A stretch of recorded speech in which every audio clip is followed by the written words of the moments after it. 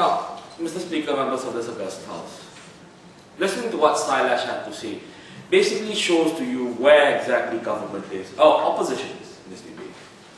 Habib and also Max came out and told you, no, that is not exactly the ideal form of tool for protest. There are other ideas. You can go join the Free Syrian Army and fight. Silash came out and basically ran on this whole negative idea that, oh, people fear that they're going to shun away people from the cause. Not only also this idea that, you know, in Syria or in Tibet back then, or during Indonesia where governments control the media, even if you kill a person and he burns, or even if a person burns himself, the government-controlled media is going to deny access, so you're not going to have that spread of information. Really? At this stage? Really?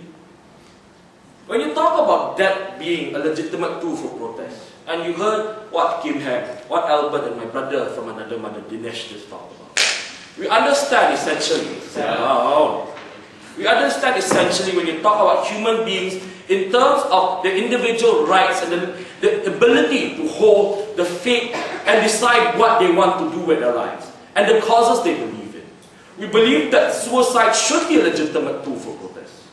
We believe that when you look at how the nobility, the idea of a noble sacrifice that individuals or professions like soldiers, doctors, firemen, or adjudicators in horrible rounds make, the noble sacrifices that make extends towards this idea. Why can't it extend toward the idea of suicide being a legitimate process? Why can't the idea of noble sacrifices, monks in Burma, monks in Tibet, when they self-immolate, why can't the sacrifice of the individual who stood in front of tanks in Tiananmen be considered a noble sacrifice? Why can't we cherish that? They tell you it's because, oh, well, I don't know. Tell me what happened. Why is it that the legitimacy of this tool must only be on the case that there's an outcome of good? The benefits that come from this particular action, or the bad things that come out of it also shows whether it's legitimate or not. Well, that's not essentially true, isn't it? I mean, if you're going to talk about the harms and the benefits coming out from a tool of protest, joining the Free Syrian Army would have the same kind of effect, would have the same kind of problem. Now, coming back to where the debate is, in terms of providing the legitimacy, and this is where they downplay the debate a lot.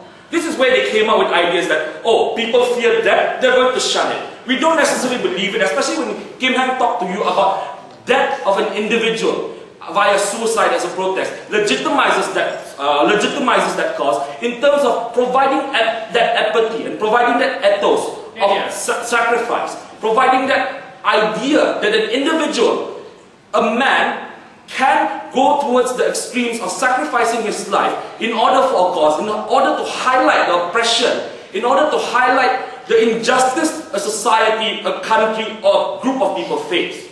We believe that when you look at a cause, and they downplay it into, shame for them for downplaying that a cause can be simply equated to one man. You kill one man, an entire cause dies. We don't necessarily believe that a man equates, a cause is simply just one man standing up in front of the Chinese embassy, dousing petrol, lighting himself up. We don't see a cause just simply being a man standing in front of the noose, killing himself, fighting against injustice. I'll take you guys later. We believe that what this man is doing is being part of the cause.